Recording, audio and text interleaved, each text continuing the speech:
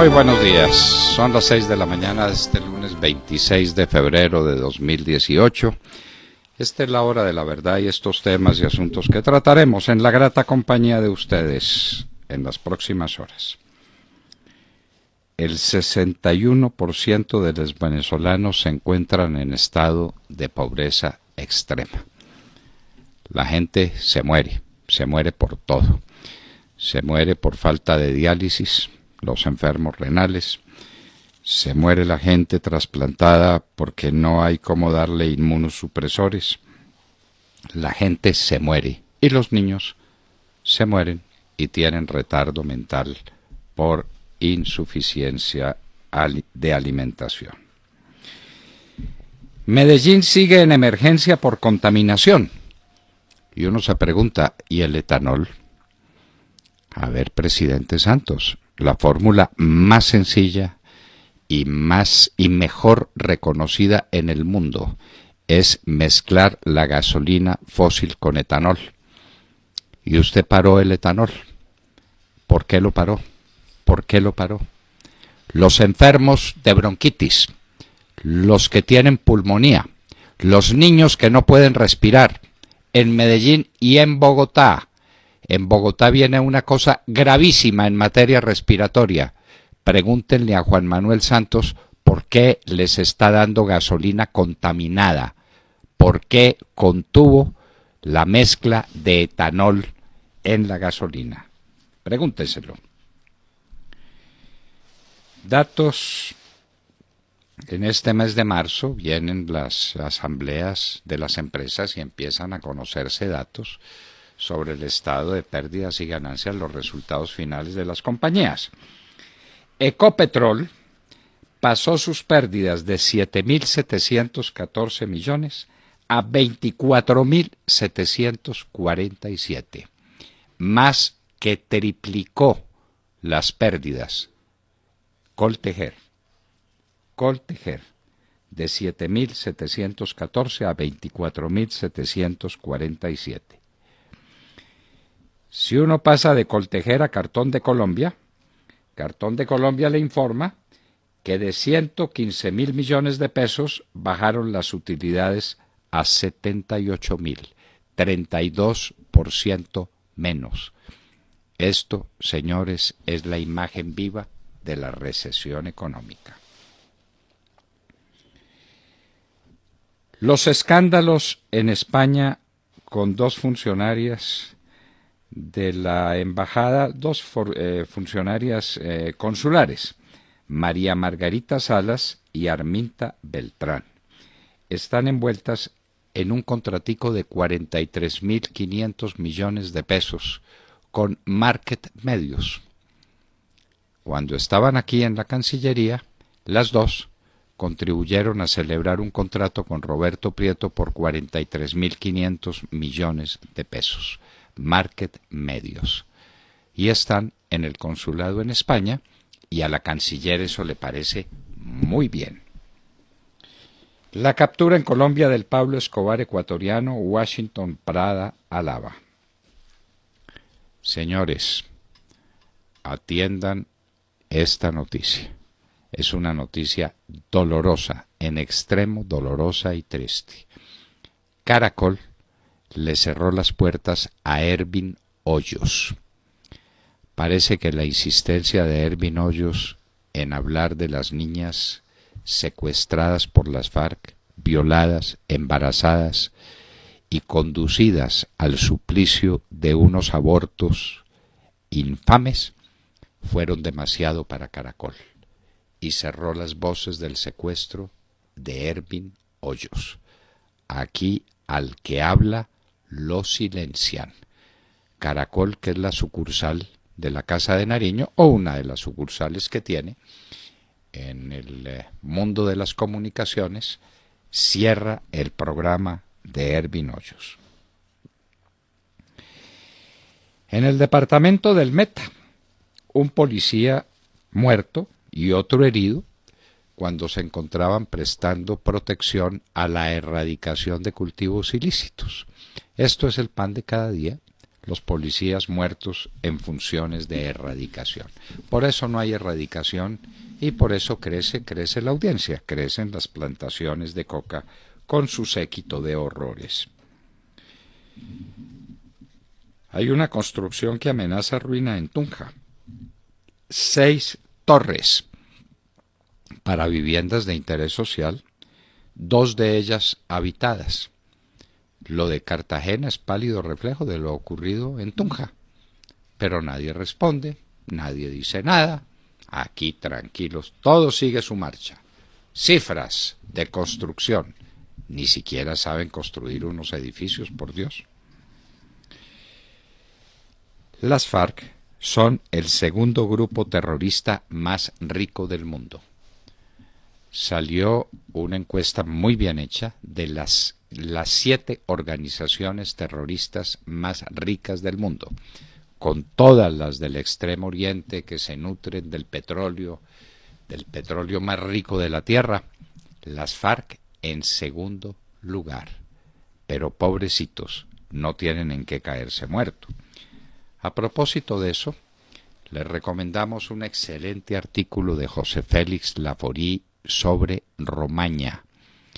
Sobre Romaña, el secuestrador, Romaña el asesino, Romaña el violador de niñas, este tenebroso delincuente, ahora sorprendido en lavado de activos. Pero no pasa nada porque la Fiscalía General de la Nación olvida que el lavado de activos es un delito continuado y que, puesto en evidencia Romaña, lo que sigue es su detención inmediata y su envío a una cárcel, como corresponde. Pero no hay cárcel para los bandidos de las FARC. ¿Cuántos fueron los charters de la coca? Están hablando de cómo los capturaron y cómo fueron, y el perro que llevaban, y el policía disfrazado, y el funcionario de alto nivel en una compañía de navegación aérea.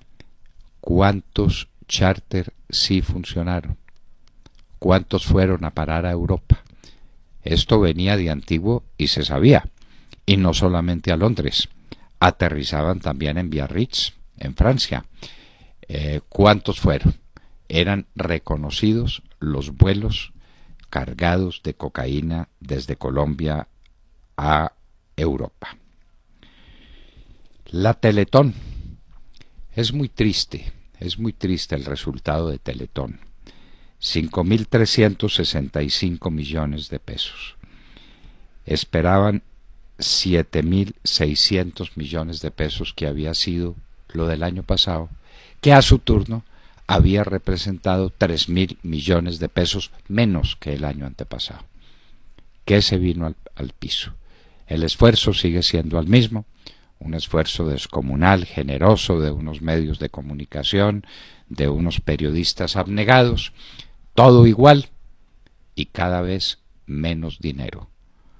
¿Se fatigó la conciencia de la caridad cristiana de la gente, o es que la gente ya no tiene dinero? Teletón, otra víctima de la recesión económica. Asesinados 3 venezolanos en Tibú. Un hostigamiento, como ahora los llaman. Dios nos libre de un hostigamiento. Y en Ituango, 2 muertos en enfrentamientos. Aquí la gente se muere en hostigamientos o en enfrentamientos. Y aquí tenemos 5 muertos en Tibú y en Ituango en este fin de semana. Reelección indefinida en China. Xi Jinping y su inmenso poder. Según la Constitución china, una persona no podía ser reelegida 2 veces en el cargo de primer ministro, de presidente de China, para traducirlo a nuestro lenguaje. Xi Jinping quedó con el camino abierto para ser reelegido indefinidamente. A los chinos les va muy bien y no quieren probar otra cosa. Otro ataque de Boko Haram a escuela de niñas en Nigeria. 100 desaparecidas es como ahora las llaman. A estas niñitas se las llevan, las esclavizan, obviamente las violan y después algún día las devuelven. Boko Haram es una rama de ISIS.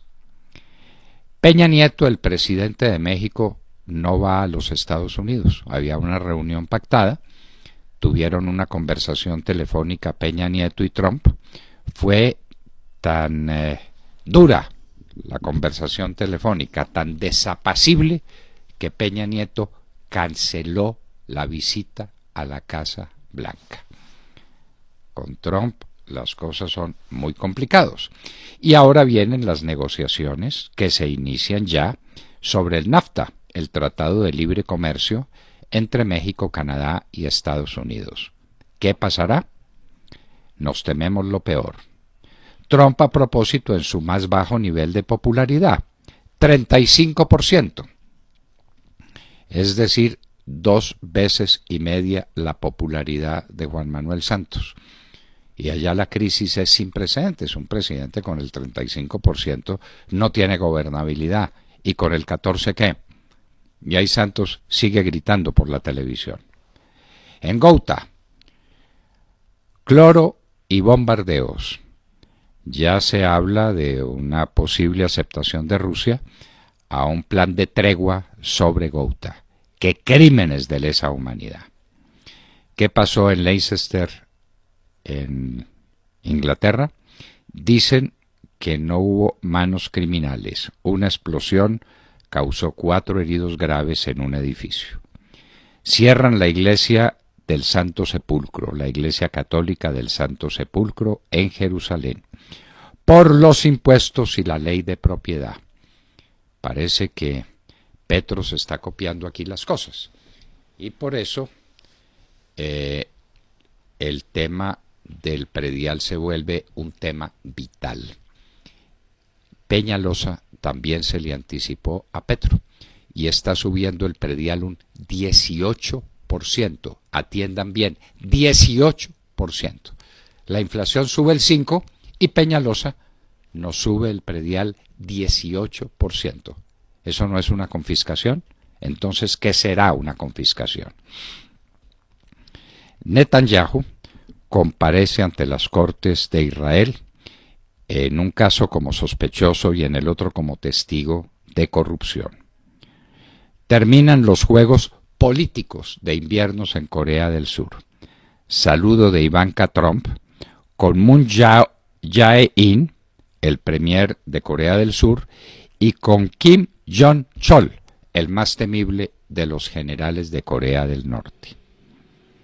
Francia dice que ha impedido 2 ataques terroristas de ISIS este año, es decir, entre enero y febrero. Ojalá lo siga impidiendo todos. Condenadas a muerte 15 mujeres turcas por pertenecer a ISIS. Esto ocurrió en Irak. Y en Hoy en la Historia recordaremos el vuelo del Águila cuando Napoleón salió de la isla de Elba y llegó a Francia con un pequeñísimo contingente de las personas que lo acompañaban en su prisión de la isla de Elba. ¿Qué ocurriría? Se los contaremos en Hoy en la Historia. De todo esto y de mucho más hablaremos con ustedes en las próximas horas en La Hora de la Verdad. Recuerden ustedes seguir nuestra señal en internet a través de los dispositivos móviles, en las aplicaciones Wunder Radio y TuneIn Radio, escribiendo La Hora de la Verdad. Ahí ustedes tienen audio de alta calidad, en Colombia o cualquier parte del mundo a donde nos quieran llevar. También nos pueden sintonizar en los diales 710 AM en Medellín, 1200 AM en Cali y 970 AM en Bogotá de Radio Red de RCN. Recuerden nuestras redes sociales, ahí minuto a minuto ustedes reciben todas las notificaciones de la información que emite La Hora de la Verdad. En Twitter, @Hora de la Verdad, y en Facebook, La Hora de la Verdad, con Fernando Londoño Hoyos. Y recuerden que ahora, gracias a las nuevas tecnologías, también nos pueden escuchar a través de nuestra página de internet en vivo y en diferido desde cualquier punto de Colombia o del mundo, y nos pueden hacer llegar todas sus opiniones a través del chat. En esta dirección, www.lahoradelaverdad.com.co. Bienvenidos. 6 de la mañana, 16 minutos. Los congresistas del Centro Democrático son cumplidos, honorables, estudiosos, pero somos muy poquitos. Ayúdenos. Carlos Sierra, 39, lista del Centro Democrático al Senado. Evitemos ser una segunda Venezuela. Evitemos la lucha de clases. por un país con empresas vigorosas y trabajadores reivindicados. Más información en Facebook. Vota Carlos Sierra, Senado, Centro Democrático, 039. Publicidad política pagada. Muy buenos días a todos. Pues así es, aquí estamos, ya estamos también en plena época del predial, ¿no? Ese sí que es un dolor de cabeza, un impuesto que con los años les cuento que ha aumentado desmesuradamente y que ya adquiere casi propiedades confiscatorias, ¿no? Porque ya son muchos en Colombia que admiten que les cuesta pagar este impuesto. No es fácil seguirle el ritmo a un impuesto que, por otra parte, se supone que debería mejorar la calidad de vida en la ciudad, y lo que ha ocurrido hasta ahora es que las condiciones de las ciudades han empeorado, ¿no? Miren si no a Bogotá y las condiciones tan lamentables en las que se encuentra la capital del país. Pues bien, si usted es propietario de una casa o un apartamento en Bogotá, debe saber que el impuesto predial subió entre el 7.14 y el 16.06%. En 4 años los ingresos por impuesto predial han subido 876.125 millones de pesos. Se pasó de 2.13 billones de pesos en el 2014 a 3 billones el año pasado. De acuerdo con los análisis de la Dirección de Impuestos de Bogotá, las localidades de Usaquén, Suba y Chapinero aportan el 49.6% del recaudo del tributo. La pregunta del millón es: ¿qué hacen con todo ese dinero? Oiga, ¿qué están haciendo cuando los ciudadanos sienten que las condiciones no solo no mejoran, sino que empeoran? El senador de la U, Roy Barreras, que no es nuestro favorito ni mucho menos, hizo una propuesta interesante que ha tenido, acogida entre algunos sectores, por supuesto no entre los gobernantes, ¿no? Y es congelar el valor del impuesto en un periodo de 5 años, y recordó que el impuesto predial fue concebido para ofrecer seguridad, movilidad y bienestar, y por no hay ni recolección de basuras aquí en Bogotá, ¿no? Obviamente este proyecto no es del gusto de los gobernantes y es muy posible que no pase nada y sigan abusando del contribuyente.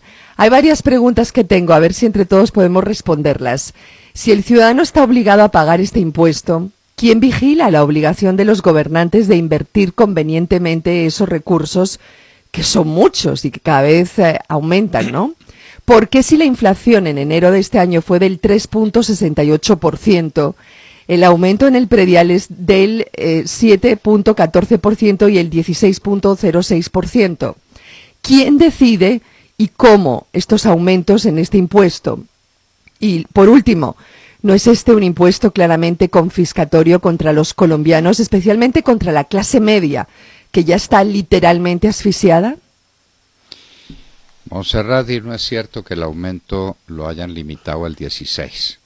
Conocemos casos en los que simplemente basta sacar una calculadora, 18% de aumento. Eso es una confiscación. Peñalosa está confiscando los bienes. En un año, ¿no? Aclaremos. En un año, sí. En este año.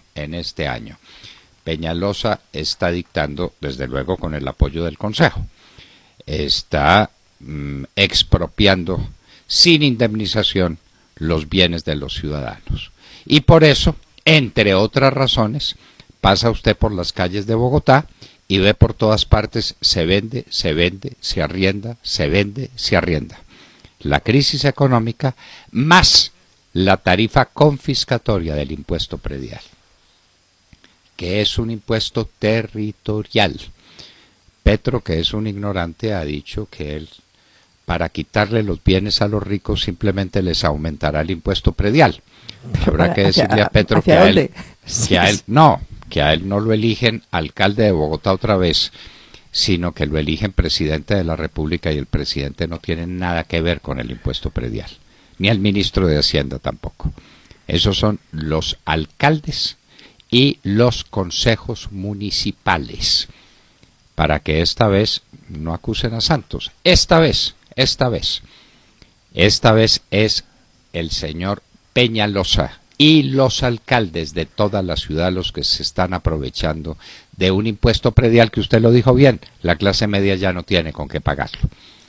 Porque a la voz de démosle duro con el impuesto predial, todos los alcaldes se desbordaron, el impuesto predial es confiscatorio y la gente ya no tiene con qué pagar. Y por eso se ha venido a pique la finca raíz y por eso ha caído la construcción. Montserrat, ¿quién compra una casa y hace cálculos y dice impuesto predial tanto? No soy capaz. No soy capaz. De manera sí, que no. en el chat además nos escriben y nos cuentan que de otras partes del país también subieron el impuesto desproporcionadamente. Hay oyentes que dicen que en Pereira también subieron ese predial, está altísimo. Este es un problema nacional, o sea, no es solo de Bogotá, ¿no? Todo el país. Es un problema altísimo. Sí, claro, es un problema inmanejable. Los alcaldes y los consejos se dedicaron a confiscar la propiedad de la gente. Sí, señor. Y entonces ahí tienen ustedes la recesión, y ahí tienen que la construcción se vino al piso, y ahí tienen entonces que no hay empleo, y ahí tienen la inseguridad, que es un problema que revierte sobre los alcaldes. Uy, Dios. Es que el impuesto tiene que ser justo. Yo les recomiendo unos libritos de Hacienda Pública del profesor Einaudi, que es lo mejor que se escribió en muchos años sobre Hacienda Pública, y en Colombia Esteban Jaramillo, hablando de cómo un impuesto tiene que ser fácilmente recaudable, porque tiene que estar al alcance del contribuyente. Cuando usted lo vuelve confiscatorio, el impuesto se devuelve contra usted, y la gente no lo paga, porque no tiene con qué pagarlo. La gente en Bogotá está desesperada, y entendemos también que en otras ciudades vamos a preguntar cómo les va en Medellín, en Cali, en las demás ciudades del país vamos a hacer una encuesta sobre ese tema. William Calderón. Doctor Londoño, buenos días Colombia, gracias por invitarnos a sus hogares y a sus vehículos. Hoy es lunes 26 de febrero del año 18. Faltan 162 interminables días para que concluya el más corrupto gobierno en la historia política de Colombia, el que preside el sátrapa de turno. Son las 6:27. Distintos hechos de orden público se presentaron este fin de semana en Colombia. En el gobierno bolivariano que preside el espurio presidente de las FARC, el sátrapa conocido por sus camaradas como el comandante Santiago, disque Premio Nobel de Paz. En Teorema Santander atacan helicóptero del ejército mientras tanqueaba. Investigan masacre en subestación de policía en Tibú. La contaminación se ve por emisión de gas en Cimitarra. En Ituango, 2 muertos en enfrentamientos. En planes de erradicación de cultivos ilícitos en el departamento de Meta, un policía muerto y otro herido. De 5 impactos de arma de fuego, asesinado el líder cívico del Cauca Flover, Zapulles Gaviria, por promover sustitución de cultivos ilícitos. Contaminación y hostigamiento en el norte y sur del Cauca. Intendente Martín Cardoso muerto por fletero. Ataque con ráfagas de fusil a puesto de policía ubicado en el cerro del municipio La Vega, sur del Cauca. El indefenso Villeguita se volvió a comprometer a pedir perdón a indígenas del Cauca. Les había quedado mal este fin de semana.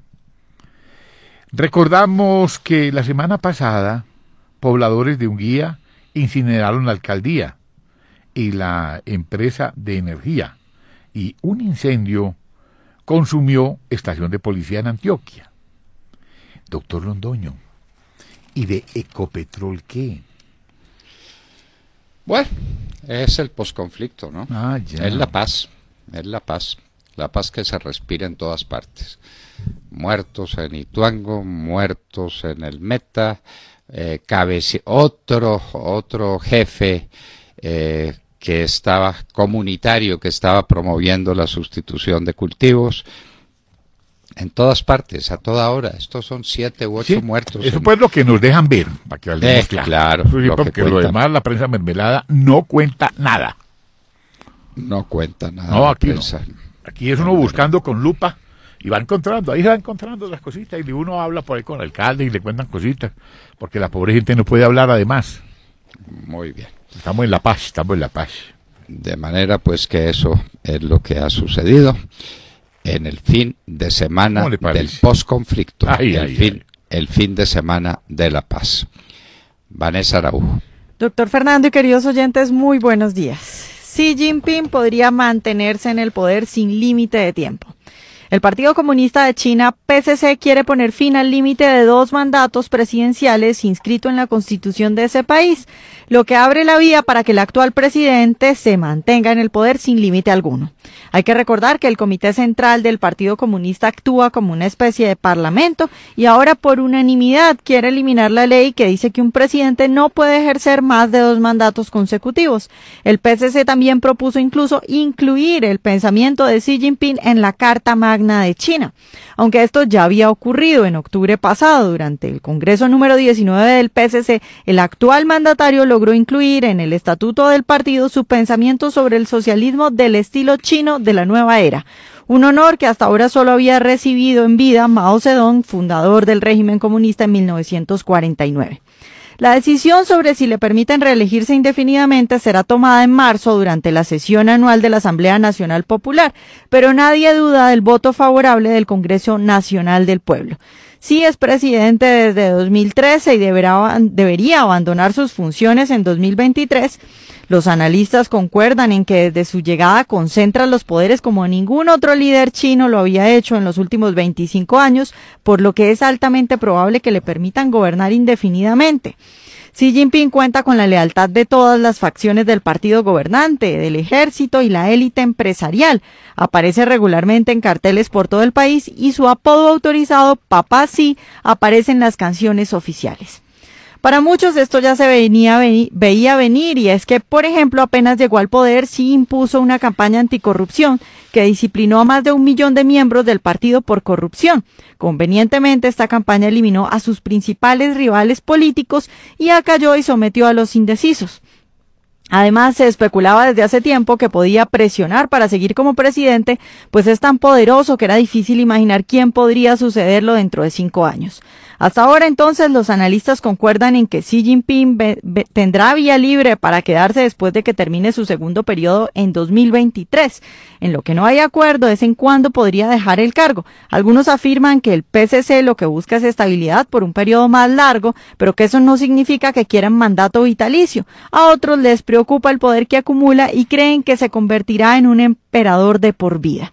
Veremos hasta cuándo se quedará Xi Jinping y si la economía china sigue creciendo como lo ha venido haciendo.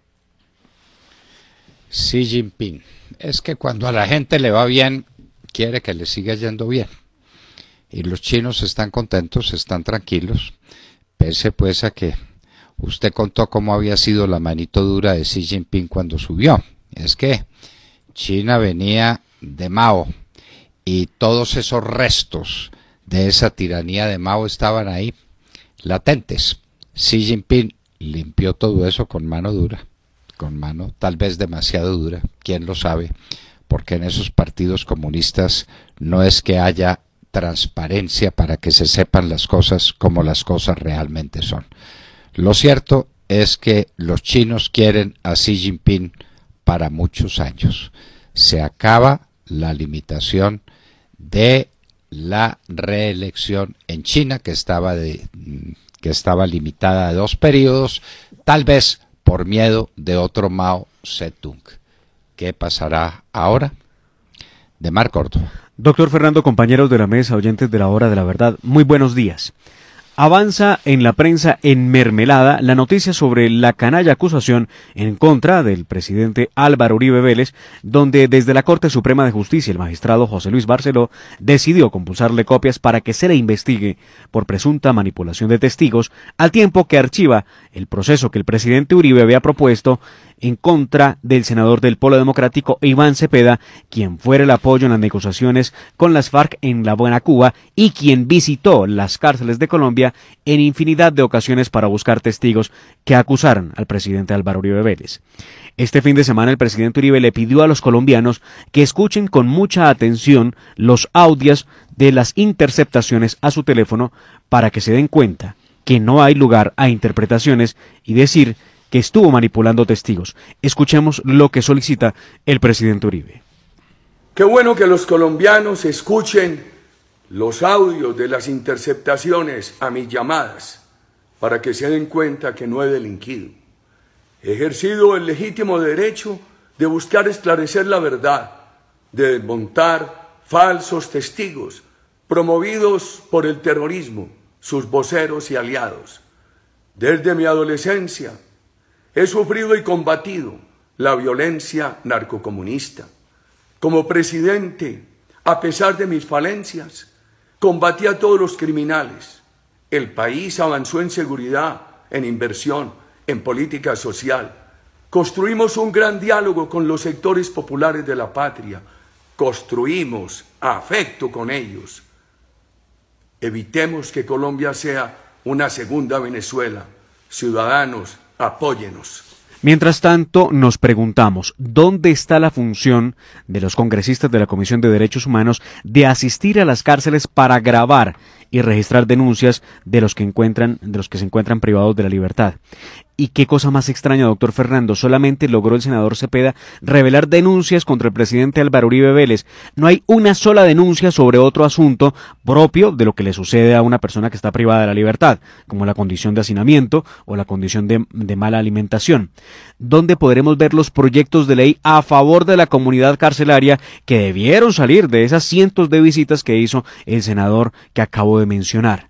Mientras al presidente Álvaro Uribe se le persigue para afectar su imagen de cara a las elecciones que se llevarán a cabo en 14 días, este senador, que votó por la impunidad para las FARC y que los acompañó en La Habana, Cuba, sigue las acusaciones en contra del expresidente Álvaro Uribe Vélez con la ayuda de la Corte Suprema de Justicia. Sí, la misma Corte del llamado Cartel de la Toga, donde se vendían sentencias absolutorias a cambio de enormes sumas de dinero. Y si no fuera así, pregúntele usted a los 3 exmagistrados que hoy están procesados y otros presos en estos momentos por las cosas que se hicieron en esa misma Corte.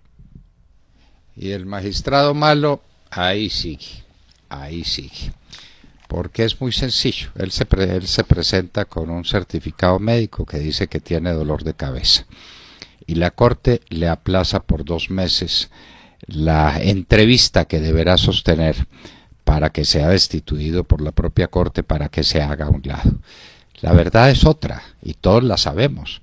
El magistrado malo les manda razón. Si me aprietan, cuento. Listo, sencillo, listo, sí. Listo, Barceló, si me aprieta, cuento. Ay. Usted verá si quiere que yo cuente. Entonces le dicen, no, está enfermito, y posponen las indagaciones. Y yo me pregunto, ¿y los magistrados honorables, que por fortuna los hay? Claro que los hay. ¿Esos qué? ¿Por qué con su actitud pasiva toleran esto del cartel de la toga? Y le toleran a Barceló que ejerza esta presión indebida contra Álvaro Uribe Vélez, empezando por la interferencia en las llamadas telefónicas. Es que tienen que ser motivos muy graves los que lleven a un juez a interferir las comunicaciones telefónicas, porque el derecho a la privacidad, el derecho a la intimidad es un derecho fundamental que solo por razones muy graves puede ser violentado por un juez. A ver, Barceló, ¿cuáles eran esos indicios de acontecimientos gravísimos para el país? Y se demoró 6 años en descubrirlo, mientras le grababa todas las conversaciones al presidente Uribe. Por Dios, qué bajeza la de la Corte Suprema de Justicia de Colombia, representada por este señor Barceló, cuyo antiuribismo es reconocido, porque aquí los magistrados no son magistrados en el sentido legítimo de la palabra, no son imparciales, no representan la justicia, sino que representan intereses políticos determinados, como el señor Barceló, por ejemplo. enfrentado al presidente Uribe, que le dice, a ver, aquí están mis comunicaciones, dígame dónde hay un delito en ellas. Ah, no, Barceló no lo dice, pero compulsa copias. Y ataca al presidente Uribe.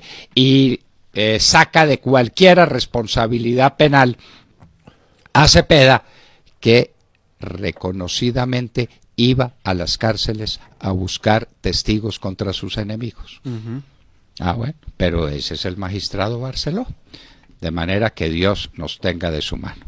Y en un minuto estaremos con el candidato al Senado, senador hoy y candidato al Senado por el Centro Democrático número 17, Carlos Felipe Mejía, la voz del café, de los cafeteros en el Senado de la República. En un minuto.